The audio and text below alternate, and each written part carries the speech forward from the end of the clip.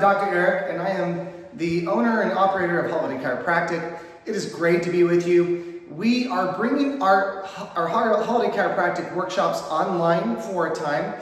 You know, we do these workshops to help us think differently, to help us act and behave differently when it comes to our healthcare decisions. And whether we're talking about, you know, helping people sleep better, or spinal exercise, or how we conduct ourselves with technology, it could be many dialogues, how we handle stress and decisions that we may make when it comes to how we conduct our lifestyle so that we reduce our stress load. You know, these dialogues improve our ability to think differently. And I always say that not only am I adjusting the spine, but I'm adjusting the brain. I'm adjusting the way we think by doing these workshops. So welcome to our workshop. We're focusing on a very important topic today, and that's healing from within.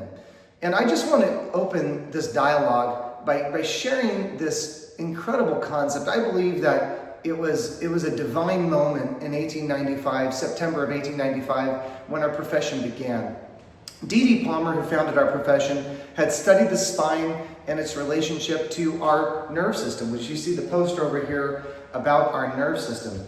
And D.D. had been understanding that there was life and intelligence flowing through the body, and he believed that coordination and order came through the nerve system, and that intelligence was expressed through the nerve system. And he really understood that that if the body was in proper order, that it could heal from within. And in a unique case, D.D. Palmer had a janitor in his medical infirmary that this janitor was deaf in one ear.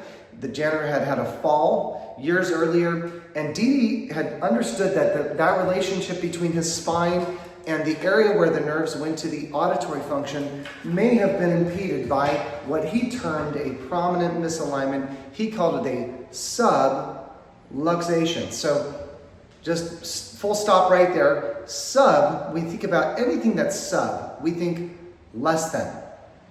Dee Dee's impression was that it was less than a dislocation, but it was also less than proper nerve flow from the brain to the body. And his whole theory was he already believed that there was life, order, intelligence operating through the body. But in this magnificent moment, Dee Dee said, you know, listen, I can see that there's a very prominent misalignment that's maybe choking the nerve supply from his brain to his auditory function. What if I put this patient, you know, which was really his friend, and it was a mechanic and somebody that was supporting his ambitions in healthcare. What if I put him on in a position where I can make a correction to the position of this vertebrae relative to the one above and below? And he put a specific corrective thrust. It wasn't a random, uncontrolled thrust. It was this very specific correction. And in a great moment, we understand that what unfolded in the moments and the days to come is that Harvey's hearing was restored and chiropractic began. This understanding of chiro, by hand, practice of. We understood that by placing the human hands upon the spine and putting a very specific, intelligible thrust, that Harvey's hearing was restored. But it wasn't about Harvey Lillard. It wasn't about just that hearing being restored, but it was about really this philosophy that life and intelligence and order and organization comes from within. And what unfolded in the months and years to come after that was that they saw not just hearing problems improve, but they saw many other things. And I will say this, not every hearing problem was related to a misalignment or in the chiropractic lexicon, a subluxation. So not all the time would these conditions improve, and never would we suggest that we are curing everything. But what we do suggest is that a chiropractor makes an intelligent assessment of the spine and its relationship to the nerve system, because we believe that order comes through that nerve system. And if there is a disorder or dysfunction that we're observing in the body, that it could be the case that if there's a relationship between the nerve supply to that organ and where that nerve supply flows through in the spine, that it could be the case that that subluxation may have ramifications beyond the spinal pain or whatever it is that they're experiencing at that area. So, this dialogue, you can see behind me the slide presentation talks about, to arrive at health, we need connection.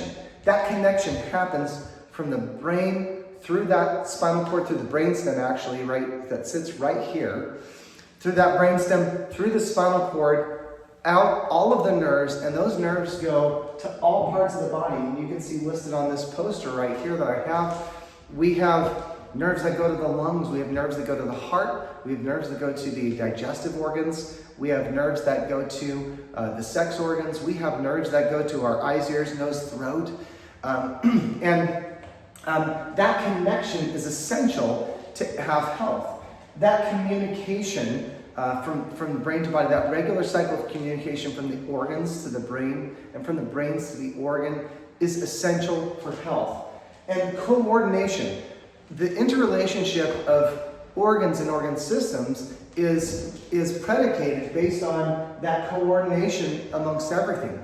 For example, in the sympathetic function of our nerve system, that's our fight or flight, it is going to shut down things like digestion, rest, things that actually we need to do for proper health care. It's going to shut those down, and it's going to increase our heart rate. It's going to improve our ability to respond and adapt to stressful situations. And so coordination is part of health. And that is how we see all of these things take place when it comes to staying connected. So I think about a patient of ours recently that, this patient came in with low back pain, but as his low back pain improved, and most every patient, I would say 95% of patients come in with something wrong. They're here because something's wrong. But this patient's pain went away within a month or two of his care.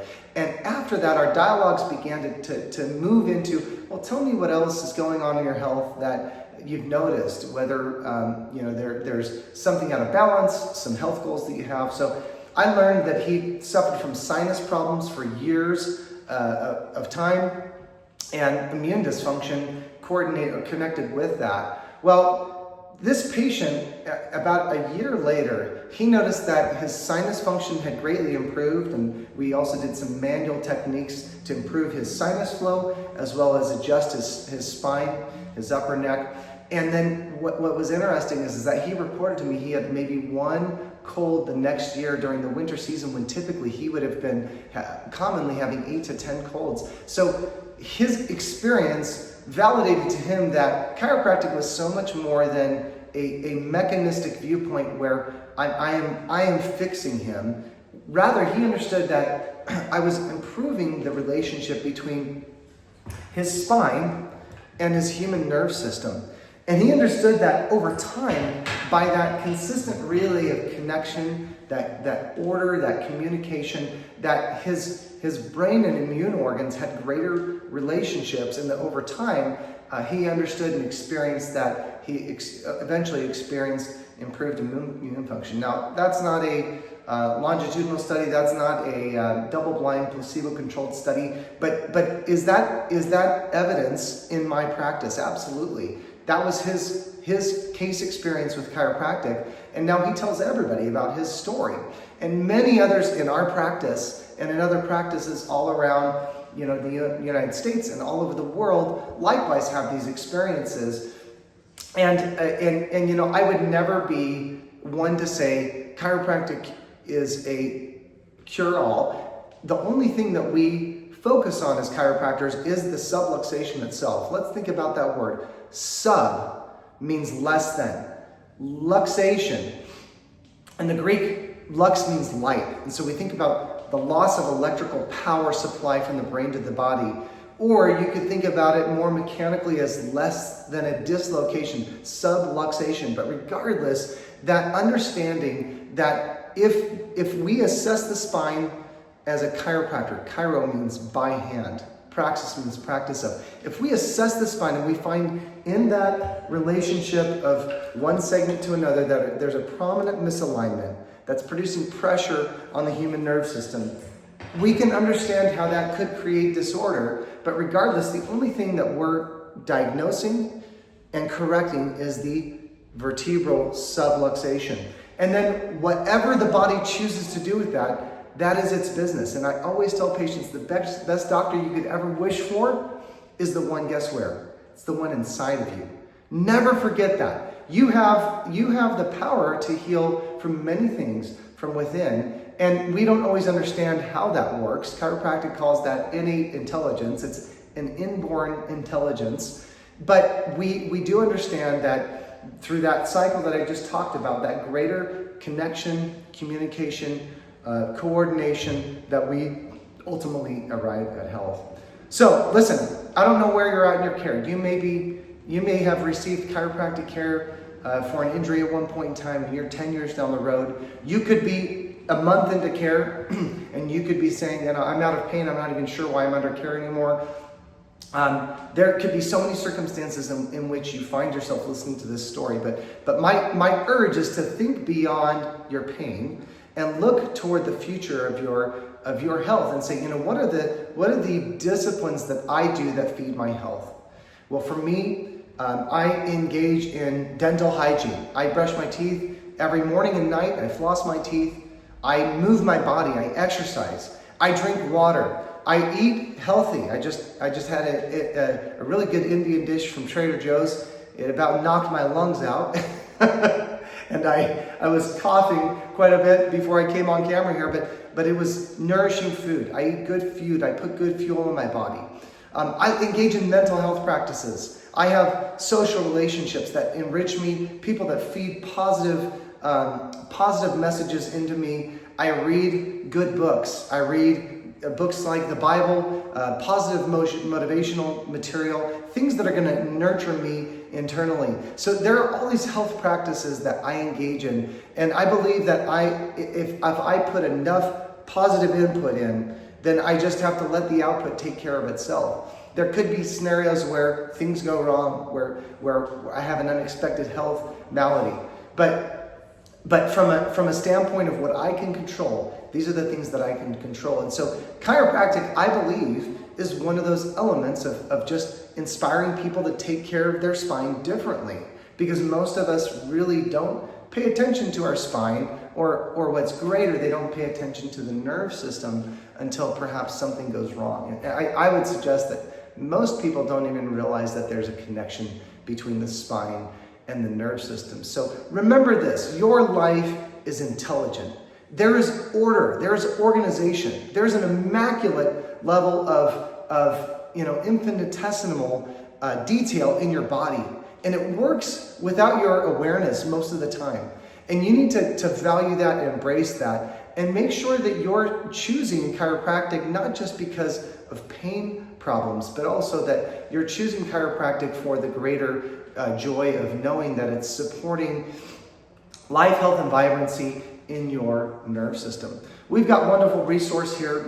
We've got books that feed you in this dynamic. A book called The Reality Check by Heidi Havik, who's a neuroscientist as well as a chiropractor. And it breaks down exactly what happens with the chiropractic adjustment and her research in that accord. We've got other materials, anatomy textbooks that help you see the relationship of the spine to the nerve system, and other resources that help educate our patients. But hopefully this video inspires you to think differently about your relationship to your spine, your relationship to your nerve system, and how ultimately you heal from within. And just remember, again, that best doctor that you could wish for is the one inside you. So take stock, take inventory in that. Engage in health practices like chiropractic care, yoga, stretching, exercise movement. We have wonderful health partners like Leverage Fitness, massage therapists that we engage with, acupuncturists. I love all these things that engage people to really choose to think about their body in vitalistic health practices. So thank you for joining us. We look forward to seeing you next Tuesday for our workshop. And I hope you have an amazing day and that you finish September on a strong note. Thanks, you guys.